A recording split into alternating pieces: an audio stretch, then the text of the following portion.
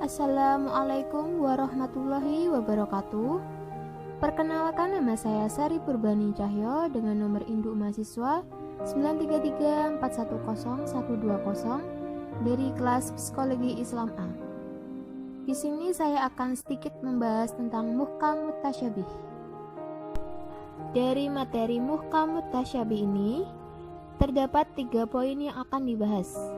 Yang pertama, pengertian muhkam dan mutasyabih. Yang kedua, kriteria dan pembagian ayat-ayat muhkamat dan mutasyabihat. Yang ketiga, hikmah dan nilai pendidikan adanya ayat-ayat muhkam dan mutasyabih. Pembahasan yang pertama tentang pengertian muhkam dan mutasyabih.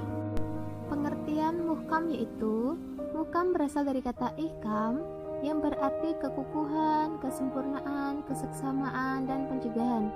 Sedangkan secara terminologi, muhkam berarti ayat-ayat yang jelas maknanya dan tidak memerlukan keterangan dari ayat-ayat lain.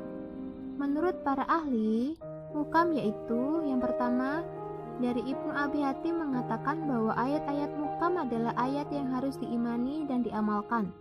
Yang kedua, mayoritas ulama alul fikih yang berasal dari pendapat Ibnu Abbas mengatakan lafadz muhkam adalah lafadz yang tak bisa ditawilkan melainkan hanya satu arah atau segi saja. Dengan demikian, muhkam adalah ayat yang terang maknanya serta lafadznya dan cepat dipahami. Pengertian mutasyabih yaitu, mutasyabih berasal dari kata tasyabuh yang secara bahasa berarti keserupaan dan kesamaan yang biasanya membawa kepada kesamaran antara dua hal. Sedangkan secara terminologi, mutasyabih berarti ayat-ayat yang belum jelas maksudnya dan mempunyai banyak kemungkinan takwilnya, maknanya yang tersembunyi dan memerlukan keterangan tertentu atau hanya Allah yang mengetahuinya. Menurut para ahli, mutasyabih yaitu yang pertama, Ibnu Abi Hatim mengatakan bahwa ayat-ayat mutasyabih adalah ayat yang harus diimani tetapi tidak harus diamalkan.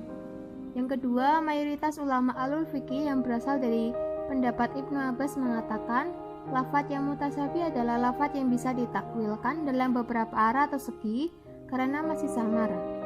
Dengan demikian, mutasyabih ialah ayat-ayat yang bersifat global yang memerlukan takwil dan yang sukar dipahami. Pembahasan yang kedua tentang kriteria dan pembagian ayat-ayat muhkamat dan mutasyabihat. Kriteria ayat-ayat muhkamat dan mutasyabihat. Kriteria spesifik diulas oleh James Baldwin dengan mengutip pendapat Zamakhsyari yang berpendapat bahwa termasuk kriteria ayat-ayat muhkamat adalah apabila ayat-ayat tersebut berhubungan dengan hakikat atau kenyataan. Sedangkan ayat-ayat mutasyabihat adalah ayat-ayat yang menuntut penelitian atau tahqiqat. Sementara itu, Ali Ibnu Abi Talha memberikan kriteria ayat-ayat muhkamat sebagai berikut, yakni ayat-ayat yang membatalkan ayat-ayat lain, ayat-ayat yang menghalalkan, ayat-ayat yang mengharamkan.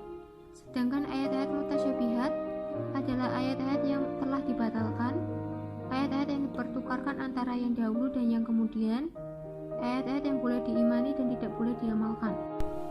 Pembagian ayat-ayat yang muhkamat dibagi menjadi 2 bagian, yaitu yang pertama, mutlak atau bebas, dari berbagai pertimbangan kondisi atau lingkungan, seperti yang terdapat dalam surat Al-Maidah ayat 89.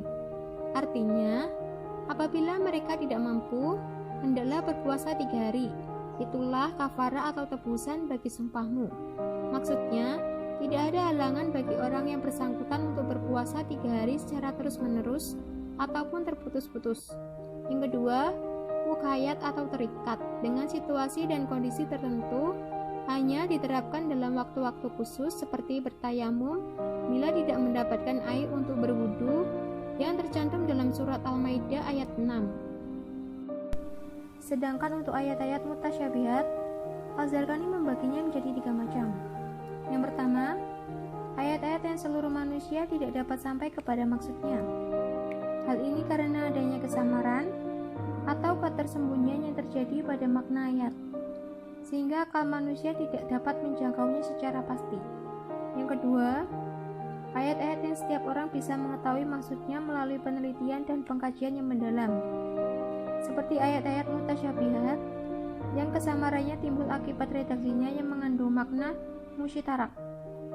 Yang ketiga, mutasyabihat yang maksudnya hanya dapat diketahui oleh orang-orang yang mendalam ilmunya. Pembahasan yang ketiga tentang hikmah dan nilai pendidikan adanya ayat-ayat muhkam dan mutasyabih.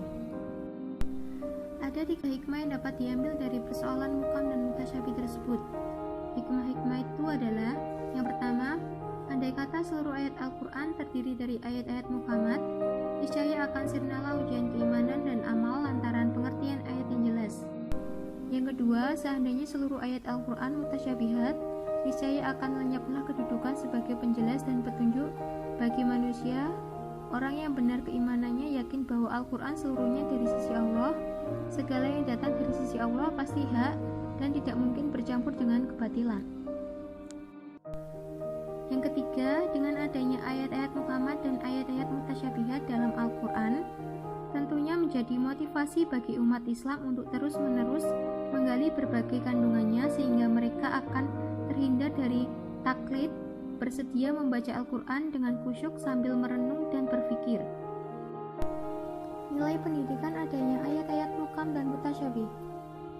Jika hikmah tersebut dikaitkan dengan dunia pendidikan, setidaknya Allah telah mengajarkan ajaran muhkam dan mutasyabih kepada manusia agar kita mengakui adanya perbedaan karakter pada setiap individu, sehingga kita harus menghargainya. Sebab tidak dapat dipungkiri bahwa setiap dari kita pastinya memiliki perbedaan antara yang satu dengan yang lainnya. Dengan adanya muhkam dan mutasyabih, ini kita dapat belajar bagaimana para ulama menyikapinya, bahwa perbedaan di antara mereka tidak menjadikannya lantas saling memusuhi. Justru dengan perbedaan pendapat yang ada, mereka saling menguatkan dan melengkapi antara yang satu dengan yang lainnya. Sekian materi pembahasan tentang muhkam mutasyabih. Kurang lebihnya mohon maaf. Wassalamualaikum warahmatullahi wabarakatuh.